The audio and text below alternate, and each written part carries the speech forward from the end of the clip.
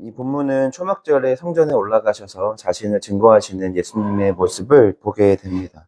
특별히 예수님께서 이 초막절을 자신을 증거하시는 이 시기로 삼으신 이유는 아마 앞서서 38년 된 병자를 안식일에 고치셨던 사건과 또 이 요한복음 6장에서 등장했던 오병이어 사건을 통해서 이미 많은 대중에게 예수님이라고 하는 존재가 각인되었기 때문에 이 초막절이라고 하는 대중적인 명절을 지키기 위해 예루살렘으로 몰리는 수많은 사람들에게 아마도 예수님은 이제 때가 되어서 그리스도의 복음을 전하는 그때로 삼으신 것이 아닌가 싶습니다. 특별히 오늘 예수님께서 이 명절 중간이 되어 예수께서 성전에 올라가서 가르치셨다 이렇게 되어 있는데, 특별히 이 명절 중간이라는 생각을 해보면 가장 많은 사람들이 몰리는 때입니다. 많은 사람들이 이렇게 초막절 초반에 몰려오고 또 초막절이 거의 끝나가면 대부분 행사가 이제 마쳐지기 때문에 자신의 고향으로 돌아가니까 가장 많은 사람들이 이제 몰려있던 이제 그때를 이제 활용해서 예수님께서는 이제 자신을 이제 증거하는 일로 삼았습니다. 이제 그러던 가운데 자신을 증거하시는 예수님을 이제 가만히 볼 수 없었던 사람들이 있는데, 바로 그것이 누구냐면 유대 사회의 가장 기득권이었던 전통 유대인들입니다. 이들은 이전부터 38년 된 병자를 안식일 날 때부터 고쳤던 예수님을 향해서 그전부터 적의를 품어왔고, 오병이어 사건을 통해서 이미 대중적으로 유명해졌던 이 예수님을 더 이상 가만 볼 수 없는 이제 큰 세력으로 이제 인지하기 시작하지 않았을까라는 생각을 좀 해보게 됩니다.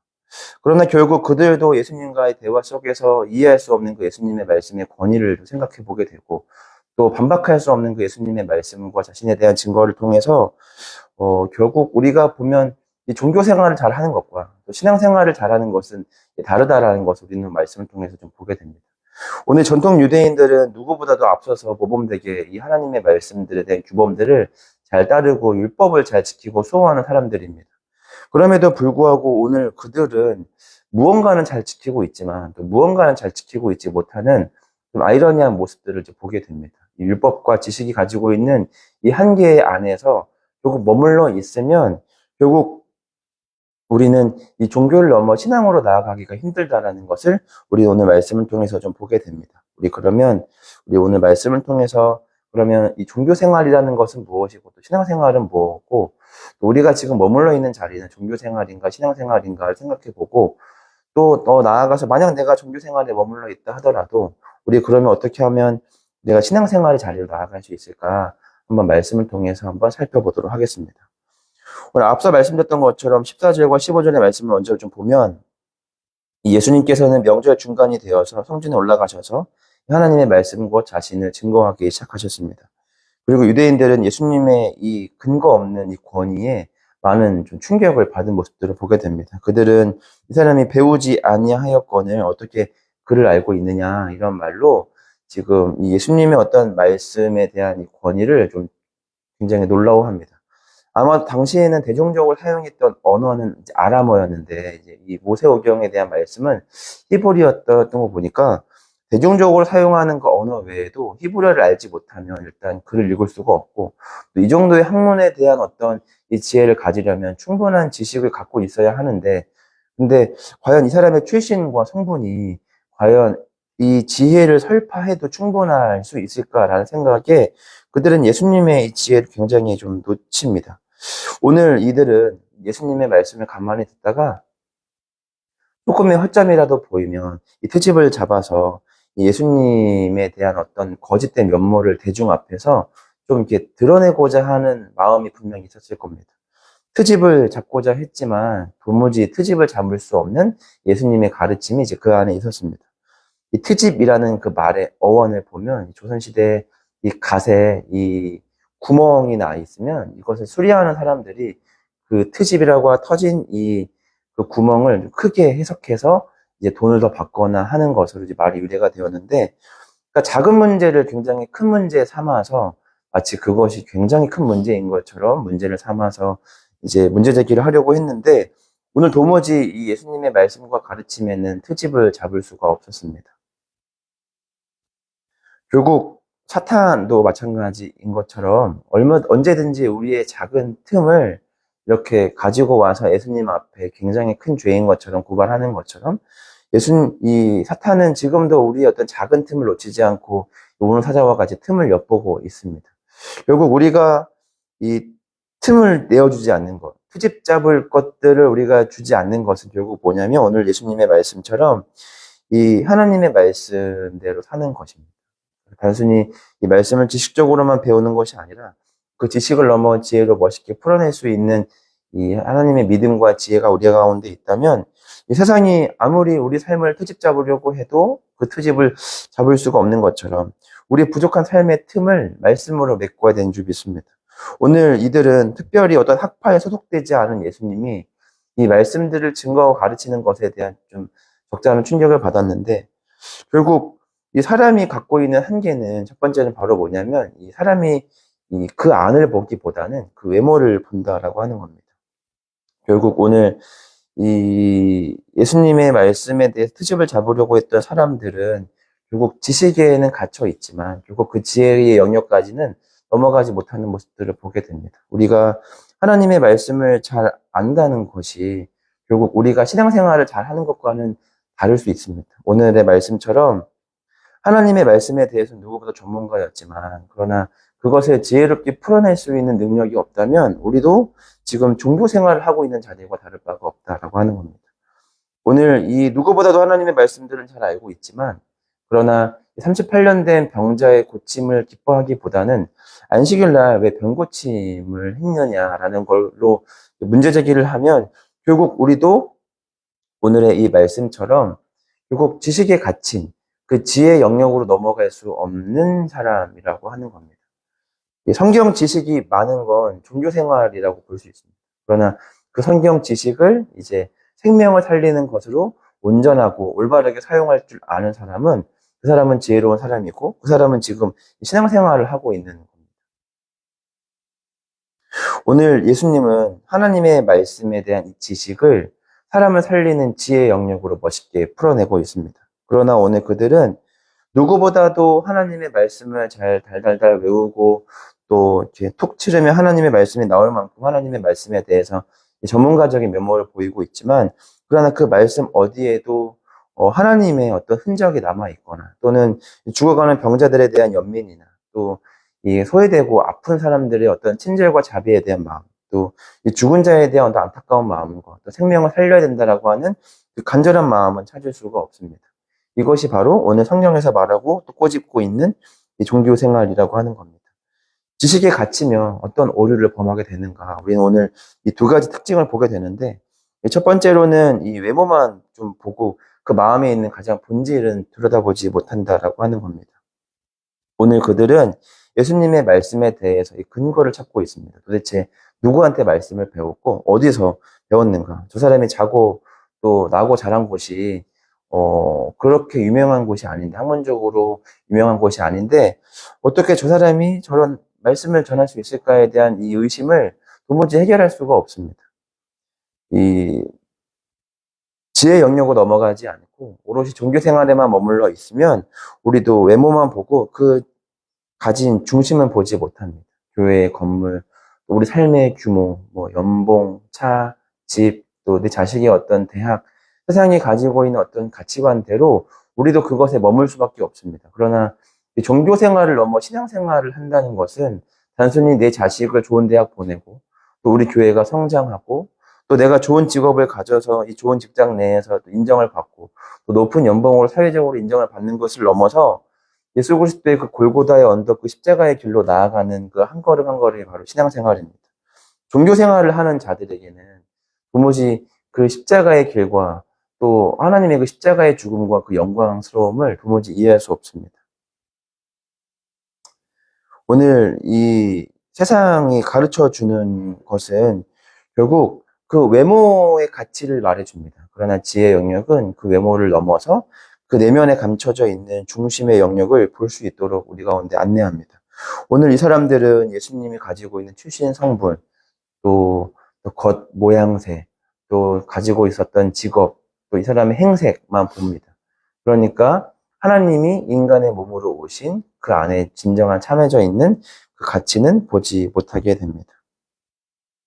이 두 번째는 바로 뭐냐면 결국 이 종교 생활을 하다 보면 우리 스스로 그 말씀에 발목이 잡히는 경우가 생길 수밖에 없다라고 하는 겁니다. 오늘 이 말씀을 통해서 예수님께서도 꼬집으셨지만 결국 그들이 38년 된 병자를 왜 안식일 날 고치는가에 대한 이 반문을 삼았고 결국 그 일로 예수님을 죽이고자 했지만 또 모세율법을 잘 생각을 해보면 살인을 금하고 있습니다.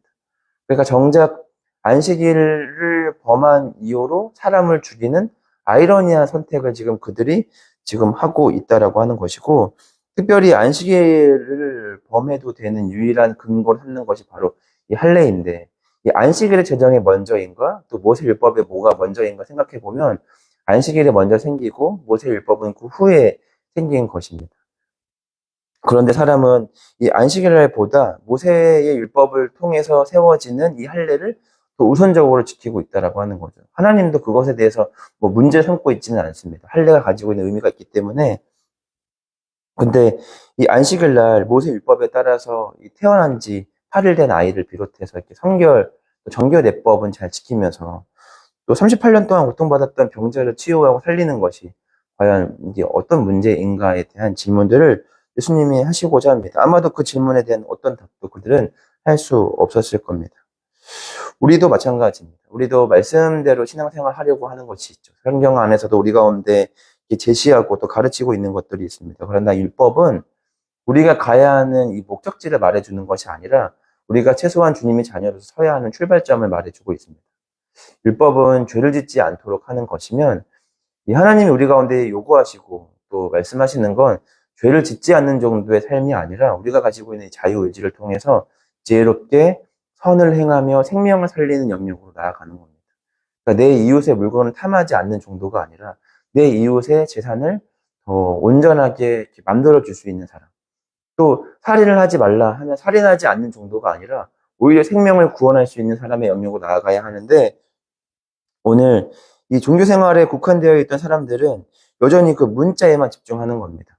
그러니까 술 마시라는 말은 없지 않느냐, 담배 피지 말라는 말은 없지 않느냐 라는 식으로 율법이 가지고 오는 그 문자 내에서만 우리가 그것을 목숨 걸고 지키고 또 하고 또 안 하는 데에만 우리가 신앙생활을 하고 있다면 우리도 어쩌면 지금 종교생활을 하고 있는지도 모르겠습니다. 신앙생활이라고 하는 건 예수 그리스도께서 말씀을 통해서 우리 삶에 주신 그 생명과 그 빛을 통해서 하나님이 말씀하시는 그 의도를 올바르게 확대해서 그것을 지키며 살아가는 것입니다. 하나를 알려주면 열을 안다, 이런 말들이 있죠. 요즘 같은 때는 보면 하나 알려주면 그 하나라도 온전히 알면 좀 고마운 시대가 아닌가라는 생각을 하게 되는데, 하나님의 말씀도 그렇습니다. 이 십계명, 또 율법이라고 하는 건 그냥 이것을 알려주면 이제 여기 안에서 목숨 걸고 한번 지켜보고 또 해봐라 이것이 아니라, 이것을 통해서 하나님의 나라가, 하나님이 어떤 나라를 만들어 가시고자 하는지, 또 우리를 어떤 존재로 만들어 가시기를 원하시는 건지 하나님은 이 말씀을 통해서 하나님의 의도와 본질을 좀 파악하기를 바라는 겁니다. 하나를 알려주면 그 하나에 목숨 거는 것이 아니라 그 하나를 통해서 그 전체의 말씀들을 온전하게 바라보고 해석할 수 있는 겁니다.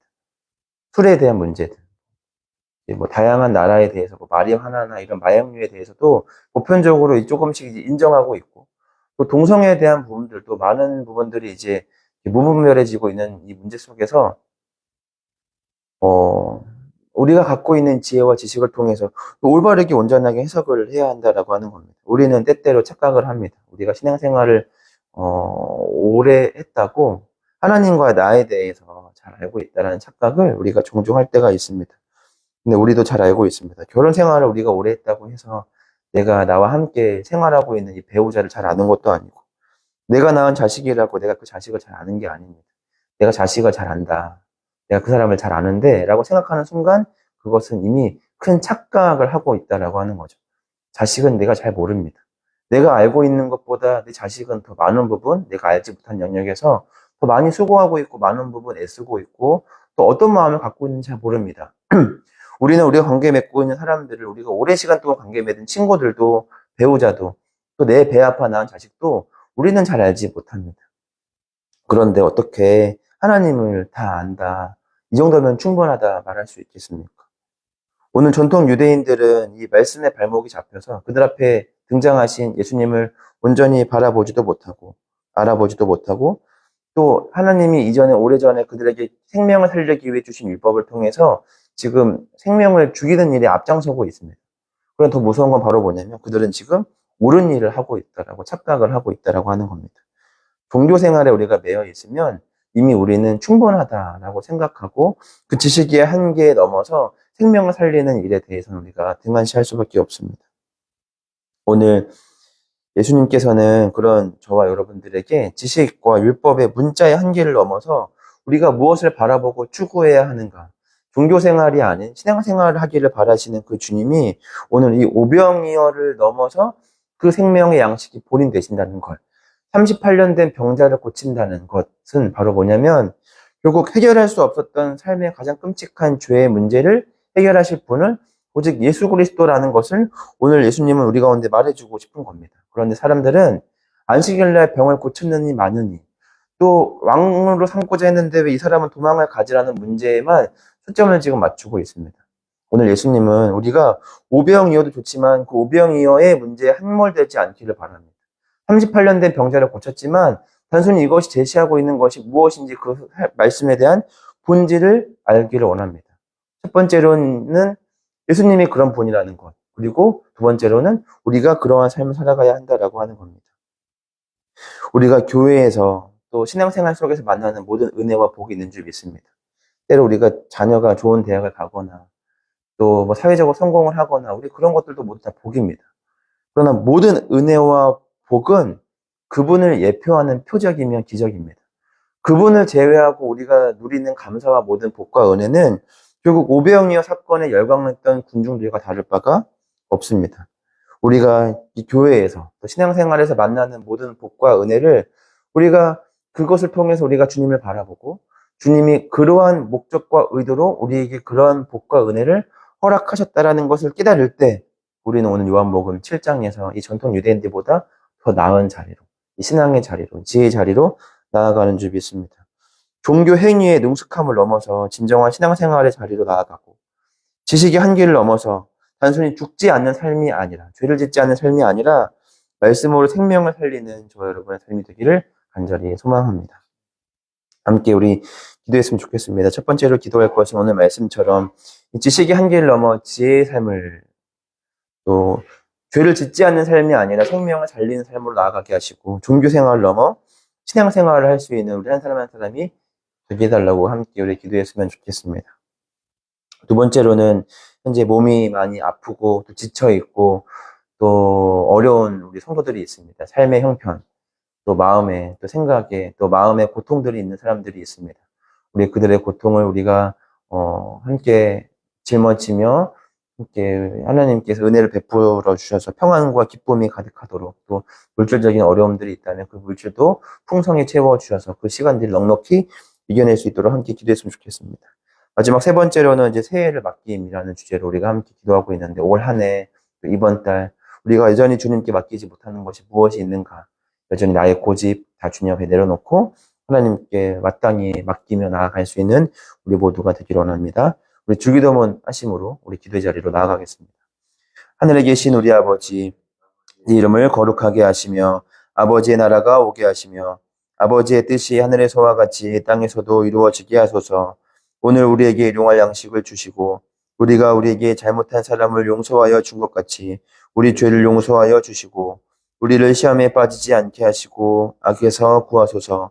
나라와 권능과 영광이 영원히 아버지의 것입니다.